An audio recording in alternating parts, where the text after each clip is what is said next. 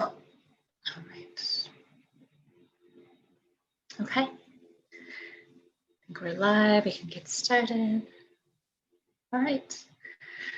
Welcome, everyone. Welcome to Mindful Nurses Wellness Wednesdays. It's great to have you here. My name is Janelle. I'm co-founder of Mindful Nurses together with Claudia Wong, and we are hosting these events every Wednesday to support nurses' holistic health and well-being through mindfulness and self-care practices. And today we're really excited to have Isabel Bogdan with us, sharing about women's health. This month is Women's History Month. We have International Women's Day coming up, and a lot of nurses are women, a lot of our audience is women, and so it's so important for us to focus on our health as women, and we're really lucky to have an expert in women's health with us. Isabel has her doctorate in as a women's health nurse practitioner from Columbia University, and has worked for some of the top hospitals in New York for the last 20 years in women's health, and now is branching out to create her own program in women's health that's integrating the Western medical model with a more integrative functional medicine and holistic approach to women's health. And so we're really excited to have you with us, Isabel, for you to share your wisdom with our community and to guide us in some practices to promote our health as women today. So thank you so much for coming, Isabel. Well, thank you so much.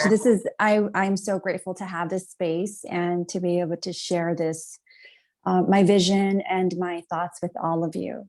So it's been a very long journey. I teach at Columbia and I see patients as well. And I work for the OBGYN, maternal fetal medicine department.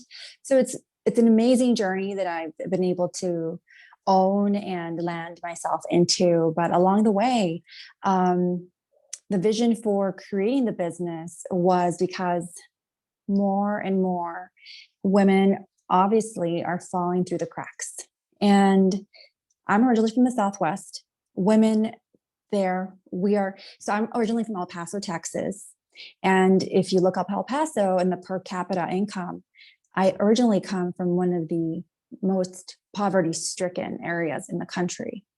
And we're happy there. You know, we don't see the poverty. It's a natural way of existing. And that same level of lack exists on the East Coast as it exists on the West Coast. And I'm thinking, you know, why do women across the country have the same problems in the year 2021?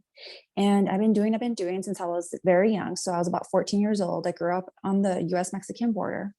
And I was able and grateful to see such a vast variety of problems ranging from diabetes, hypertension, malnutrition. And I can compare the two areas because I lived in El Paso and I visited Mexico, which is Ciudad Juarez, and they're less than 20 minutes apart from each other. And it's literally just crossing an invisible borderline. And these two countries are so close together and share so many similarities when it comes to problems. 20 years later, fast forward, I land in New York City and I'm working at Columbia University. And the reason I got hired is because my forte is taking care of high-risk pregnancies. Now, if you look at the focus and if you look at the trajectory of how women got there, a lot of the times it can be genetic. I can't take away there's things that we can control and there's things that we can't control.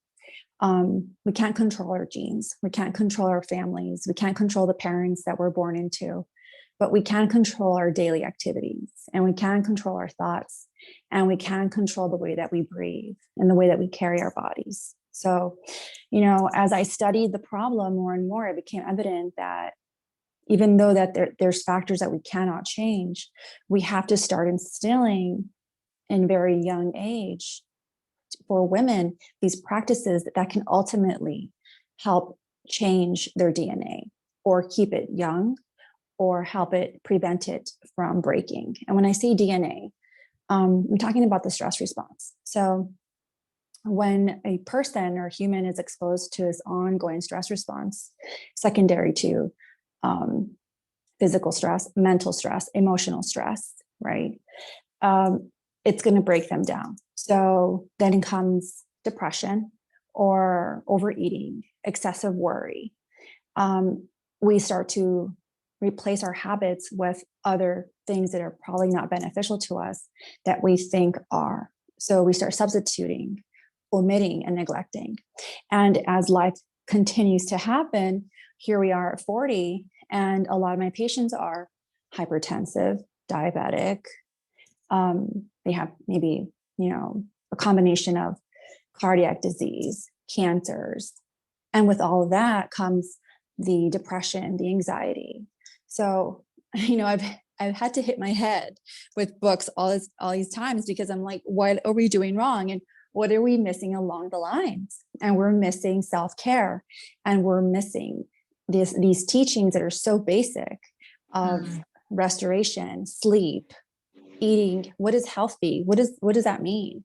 So going back and defining to patients that, or to women, it's not about, so today I had diabetic patients all day long. It's not about the rice, and it's not about being Dominican. It's not the ism that makes you diabetic. It's what's within it, right? So for me, raising or growing up Mexican, I had to deal with the Mexican diet and the lack of exercise that really wasn't incorporated into my daily habits or my daily routine. So what do I tell patients now? I tell them, well, guess what? Maybe have half the rice. Let's change the rice. Let's mix it with some quinoa, and let's dance maybe a bachata, 3 times a day. Let's dance 3 songs, your favorite songs. And then, so I motivate them and I ask them, what's your favorite singer? Who's your favorite singer? What's your favorite rhythm? And we start talking about movement, and pretty much it's like, I've motivated them to start changing that daily routine of just eating and sitting. Now it's the pressure is like having half, mixing it with quinoa, and dancing to 20 minutes for every little half a cup of rice quinoa mix that they had for themselves. So they never saw it that way. And I'm noticing that there's a huge change. Patients love to see me. And I've been doing this for about 3 or 4 years. And I'm like, come here, let's get this movement. Let's get going. Let's start connecting with our baby. Basic things of like teaching them how to feel for their baby, their movements, and engaging in that pregnancy will help them also feel invigorated to stop having that salt, or maybe feel better about that pregnancy that wasn't desired. So there's so many things in women's health that if we connect and we bring in that mindfulness for those daily habits that we're omitting and forgetting about ourselves, we can definitely mitigate disease. Yeah. So Cute. Yeah, thank you so much for sharing, starting off by sharing your own personal journey as well. I think that's so beautiful that you're able to bring your own personal experience into your work, and also what you mentioned about no matter where someone is coming from and socioeconomic status and all of these different factors that are playing into our health, we have so much power over our own health through our thoughts, our mindfulness, our own empowering ourselves through dance, through movement, through doing things we enjoy that make us happy, that eating healthy. So I think that's so inspiring about your work, that you're not just focused on these factors that are playing against us, whether it be socioeconomic status.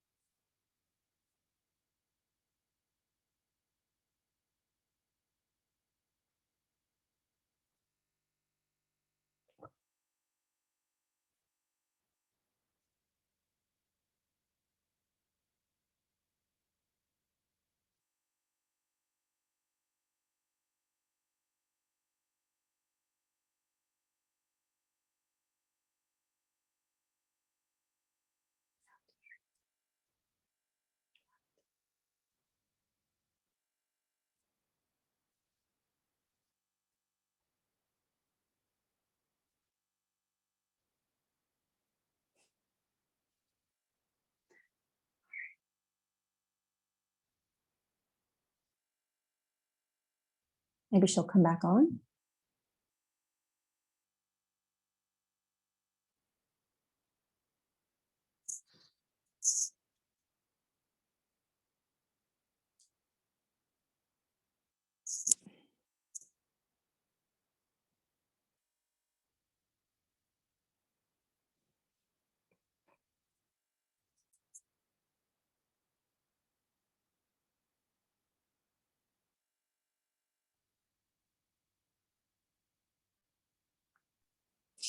Hi.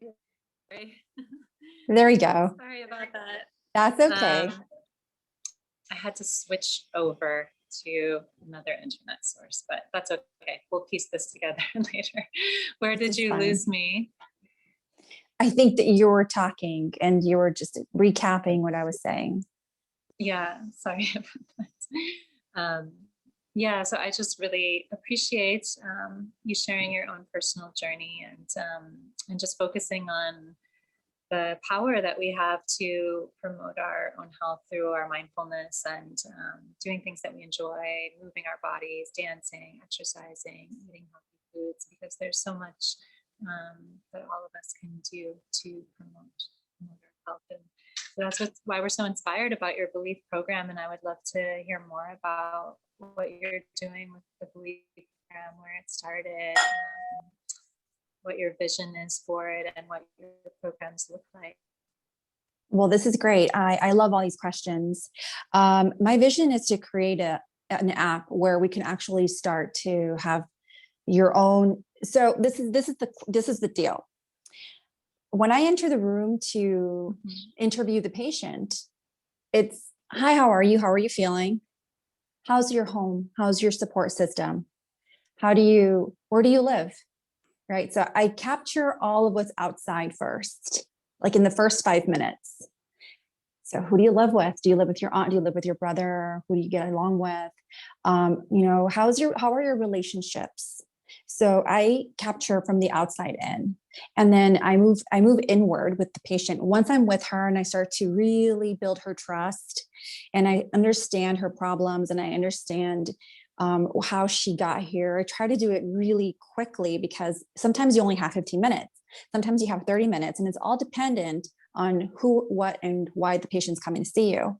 So my vision is to release my program out to reproductive endocrinologists, infertility specialists, OBGYNs, because it's so difficult for the doctor to have this time. You really need to sit down and spend at least an hour and a half to know your patient, because they're going to come back to you and you want to build this continuity of care. And this person wants to feel connected to you.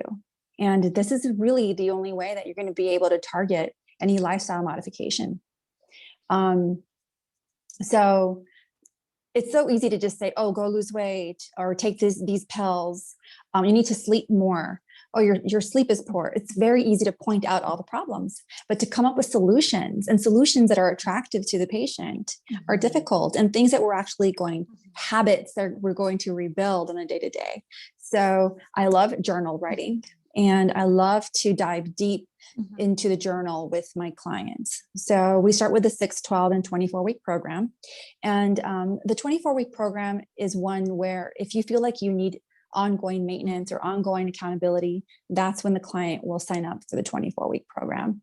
But my method is created around somebody who feels that they've disconnected with themselves along the lines. So women that come to me have either had or are going through a bad divorce, or getting ready to be married, or preparing for a pregnancy, or have just delivered a baby. So these are big lifestyle changes where the woman feels like, I need someone to help me connect, like a guru. And that's why on my Instagram profile, I call myself a health and longevity guru or a biohacker, because my method is created so that you and I can have this vocabulary of lifestyle changes and phrases where I can meet you along the lines and I understand what works for you. It might not work for me. And with that, we send out blood work. So we start also, the first week is talking about eating healthier and maybe doing away with some bad habits, like drinking wine every night when you come home to relieve some stress, or Maybe you don't do as much exercise, or what kind of exercise are you doing? So going through the list of what are some ways that we can make you feel better, right? Some people, or some women, should I say, they neglect their sleep. They feel that by coming home and sleeping a little bit less, they are adding more time to their schedule. They can stay up till 11:30 or 12, putting in some extra work hours toward their blog. I mean, I do it. I'm guilty of it. So you wake up at 7 and you're exhausted. You really didn't have any rejuvenating sleep. So that means that your cortisol levels are still high. And even though you exercise, it's not very beneficial. So a long-term exposure of that's going to increase your risk of diabetes. Right. So, you really want to have a balance, and you want to have somebody who's going to hold you accountable for that. And that's where I come in. And so my vision is to get some other nurse practitioners involved and get them as passionate as I am about creating a hub where women can meet us, and we can create this bigger telehealth, virtual health network of women that support each other. And we have these ongoing conversations. Oh, you're pregnant now. But remember, we did this, we did that. So we have a list of women that care for us, and even a brand. So with that said, I have a lot of clients ask me, well, what kind of bra do you recommend? What kind of breast pump do you recommend? And maybe there's 3 of them that I recommend, and there's one that I think would be good for you. But let's research them together. And there's so much value in having a specialist along the lifespan with you that you can trust. And it's not a substitute for medical advice, but somebody who has that harness of knowing medical advice, right? And says, ooh, that doesn't sound good. That doesn't sound right. You're already 41 and a half weeks pregnant. You should be delivered by now. That kind of knowledge.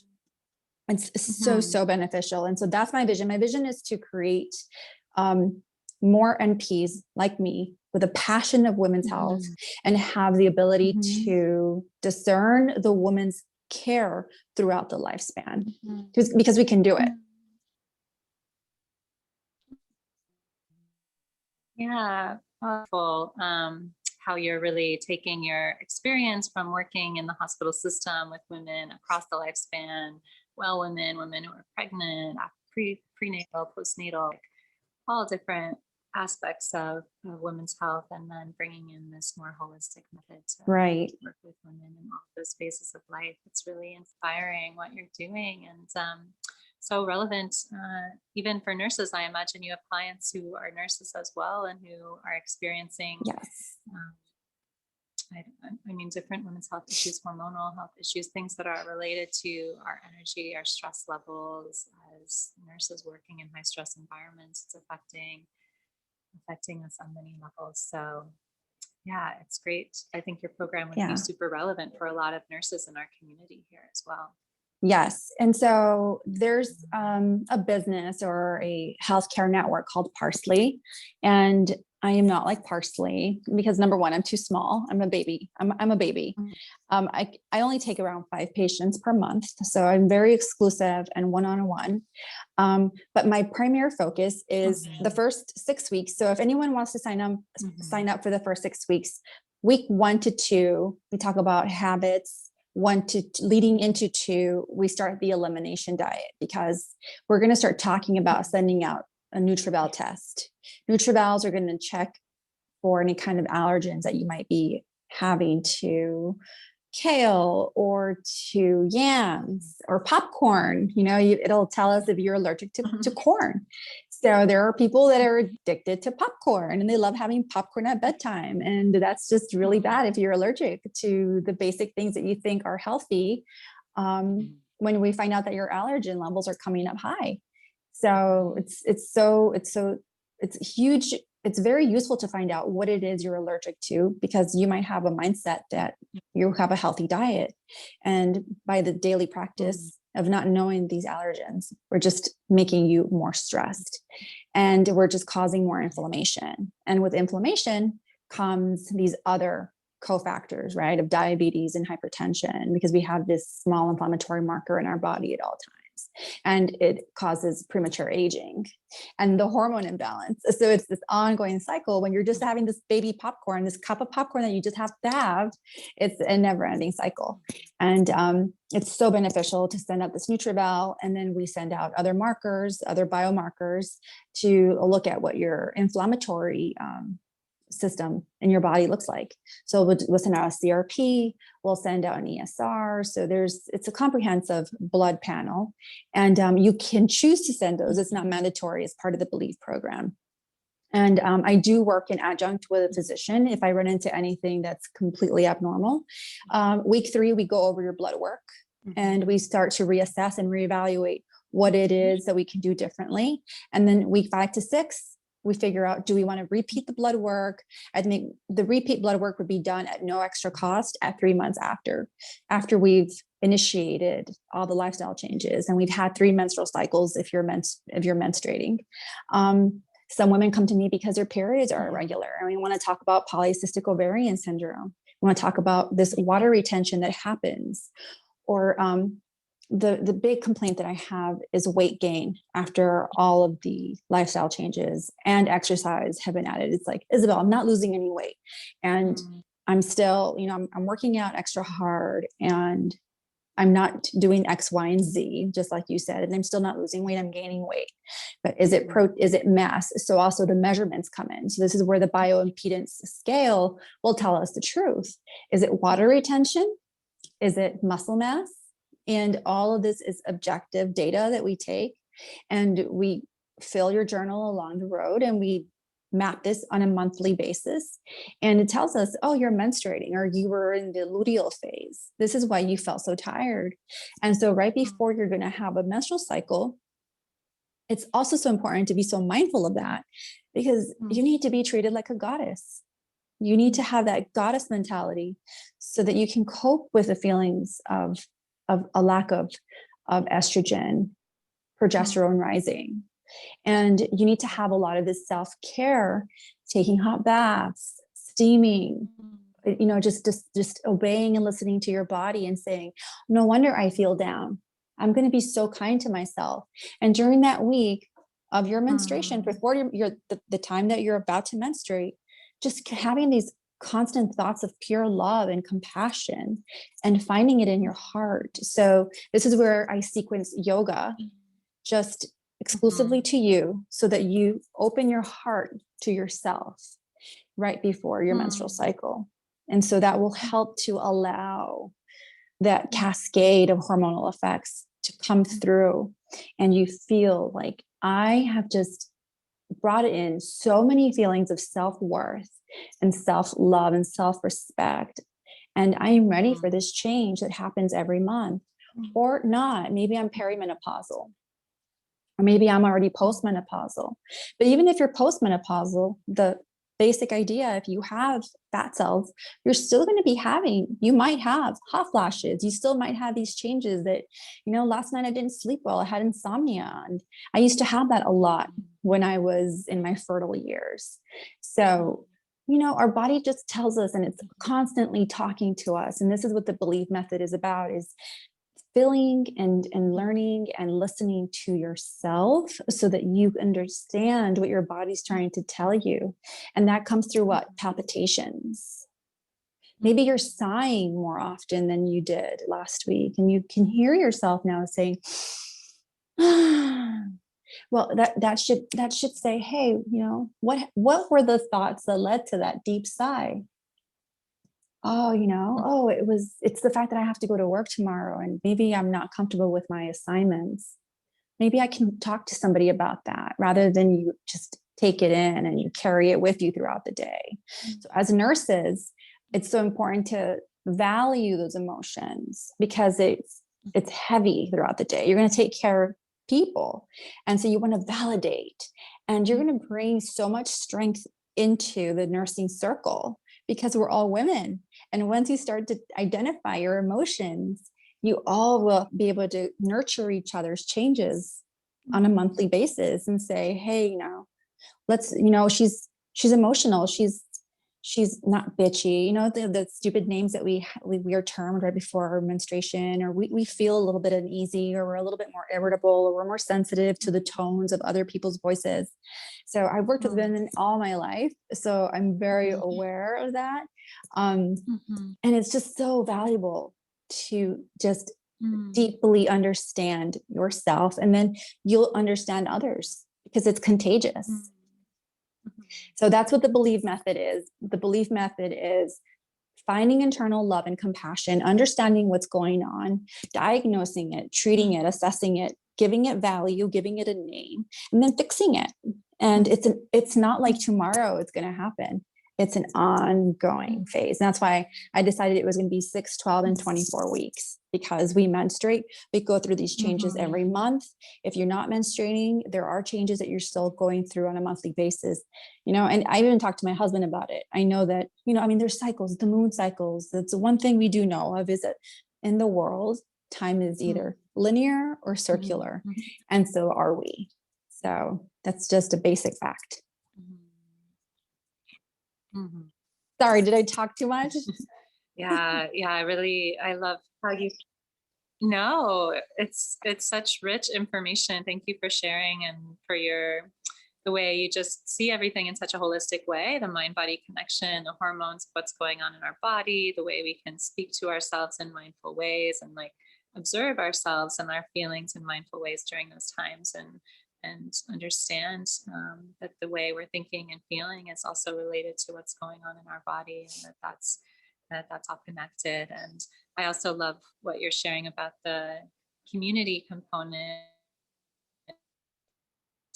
A lot of women, and we're working with a lot of women, and so how we support one another as we go through our hormonal cycles every month.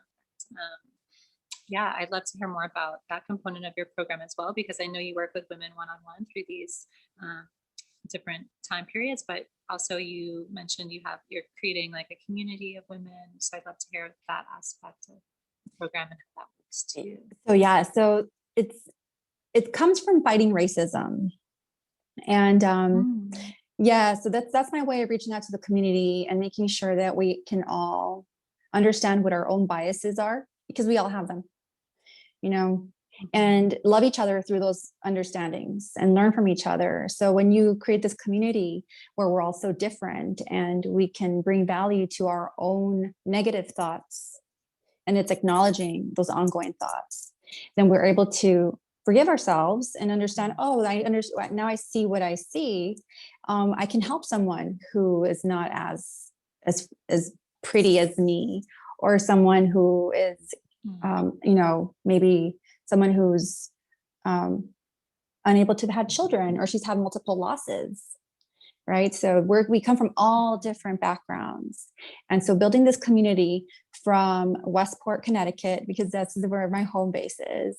And I'm, you know, originally from El Paso, and I have all my family. I have so much family in LA, and I have family in Texas. So I feel like my breadth of my community is first my family, and then it's all my coworkers, all my nursing friends, and then all my friends here on the East Coast. It's like, so like if I had a party, we'd be from like all areas.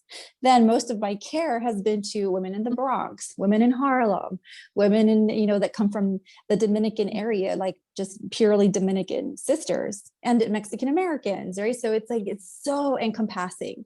And even in our own Latinoisms, we all come from we all have different skin colors, and we all have, some of us are Black, but we speak only Spanish. So there's just so much that believe, if you go on to at Dr. Isabel Bogdan and you go through all of my followers, we're also diverse, and we bring that together. And so in this community in Westport, I've been trying to connect with schools. So my children's schools, yoga communities. So I belong to the local yogi studio here, and everybody's just like dying for me to like bring them more, because it's just, they feel that I'm like the super connector in the neighborhood. You know, it's like, it's such a great party. And if I know somebody, chances are that I'm going to know somebody that knows the same person. in my world. So if we were on Instagram, I'm sure we'd probably have multiple people from different areas log on, because that's mostly where I socialize, is on Instagram. But you know, I'm on LinkedIn, I'm on Twitter, I'm on Facebook. So it's just great to be able to see what Believe is becoming. And I started this a year ago. And my vision was to create a teleconsult, telehealth, vision. I also have Believe TV on YouTube, you know, but I'm a one person show, so I can't do it all. But there's so many different ways to connect with my followers. So if I didn't have a full-time job, I'd be 100% doing this in all of those venues. I also like to write.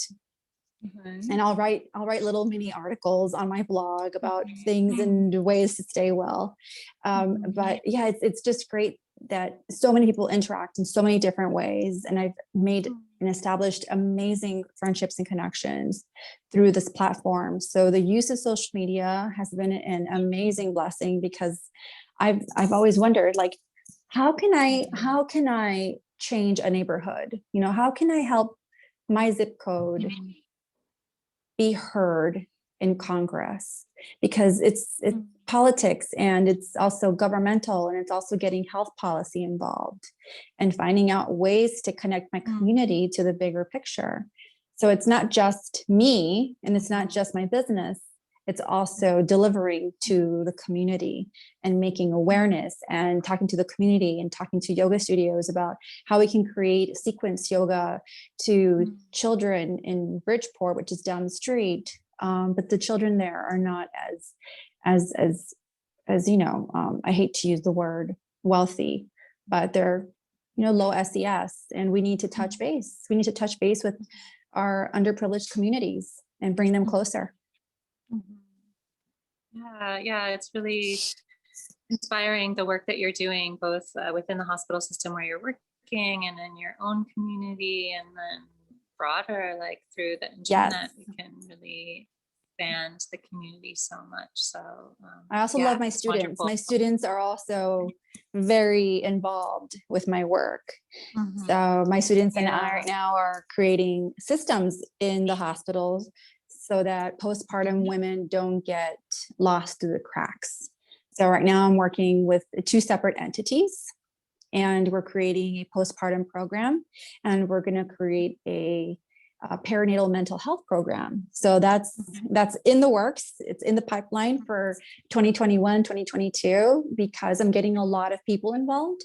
I'm getting family medicine, family planning. I'm getting nurse practitioners from the private practice involved, so that when women deliver, they can continue their integrative process. So it's the Believe method, but integrated into Columbia University and NYP. So we'll see what happens. I'm really excited about that. Yeah. Wow, that's wonderful. I'm excited to follow you and see how everything unfolds. Yeah. You know, I'm submitting abstracts to like MPWH and AHNA, so that's the American Holistic Nurses Association. And I'm putting it all into writing and making it more scholarly and academic, so that, you know, students can see where it is that I got my ideas. So my ideas based from Hans Selye stress response. I remember Mr. Farnsworth was my pathophysiology professor in nursing school, and I fell in love with him. I was like, oh my gosh, like, can you please say the word gluconeogenesis one more time? He was probably like, you know, and I loved hearing it from him. I love to hear the word pathophysiological. I was like, oh my God, that was great. And then finally, what just like broke me was the entire phrase, biopsychoneuroimmunological. That was it. It all clicked. And Mr. Farnsworth is to blame for this beast, because when he said that, I was like, I'm done. This is my calling.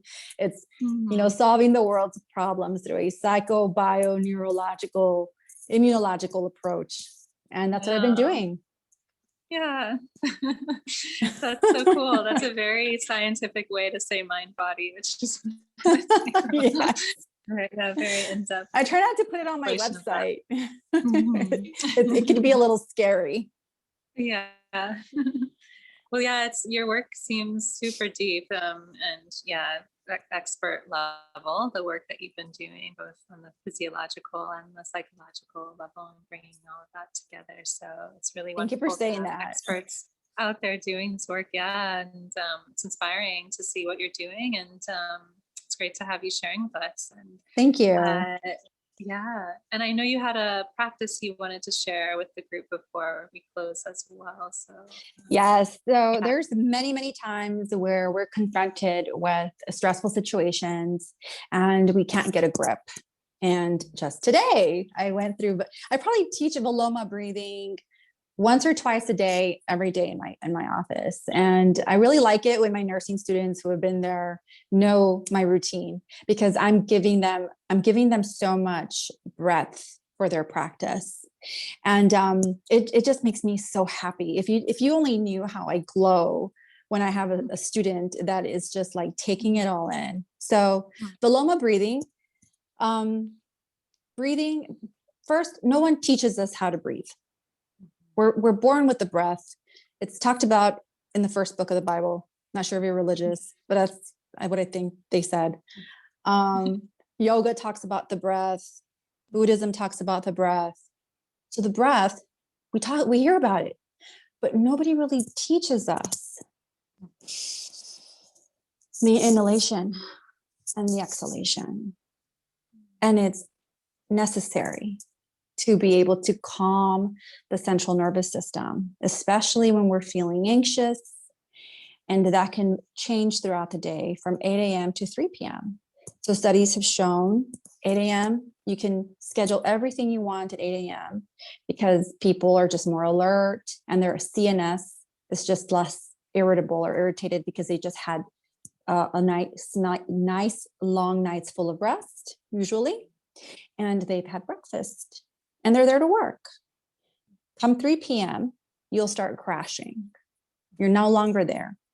You're probably satisfied post-lunch. You feel exhausted. That's when accidents happen. So you don't want to be the 3 p.m. surgery. You might go to the lounge and look for tea or coffee at 3 p.m., or you feel like you want to make a run to Starbucks around 3 p.m. Just start looking at that, because that's when your cortisol levels start to change and you feel very slumped.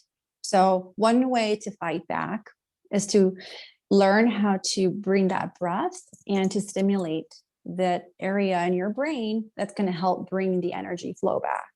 So whether you need to rest, take a little break, or figure out how to go back to where you were and refocus your mind, bring some clarity, what you do is you hold on to you grab your right hand, or you use your right hand, and you bring down your first two fingers, so the middle finger and your index finger, and you hold on to it. And that this is the entry level for your hand position in Veloma breathing.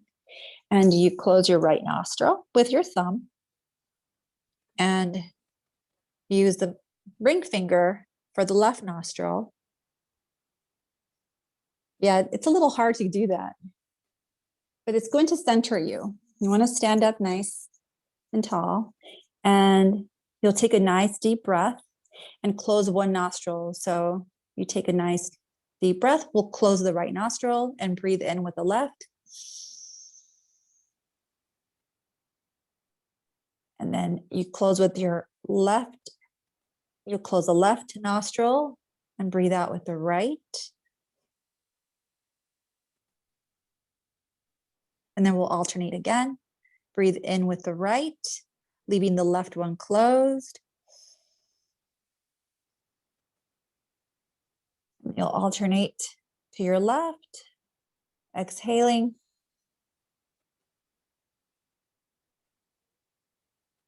We'll do it once more. Inhaling with your left nostril this time.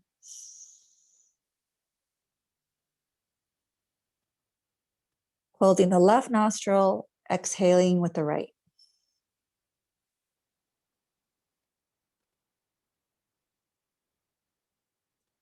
And you do that for maybe 3 more times. Just alternating the breathing.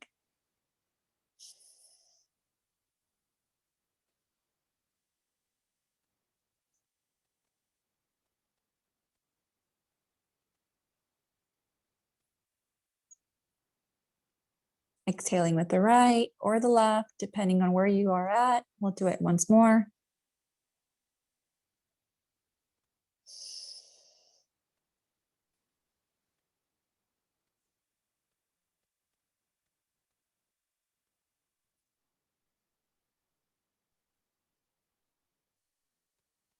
And that should be the end of the breathing technique, and you should feel calm. You let me know how you feel.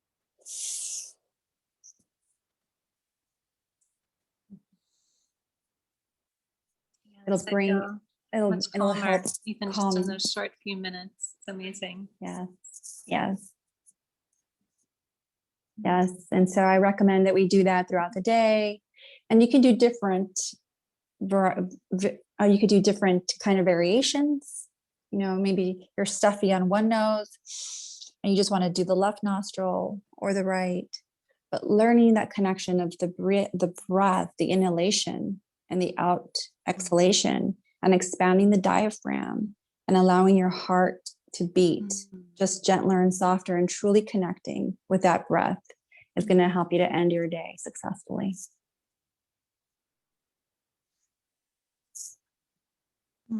Thank you so much for having me. Thank you so much This for was so sharing much that. fun. I love how simple and powerful the breath is.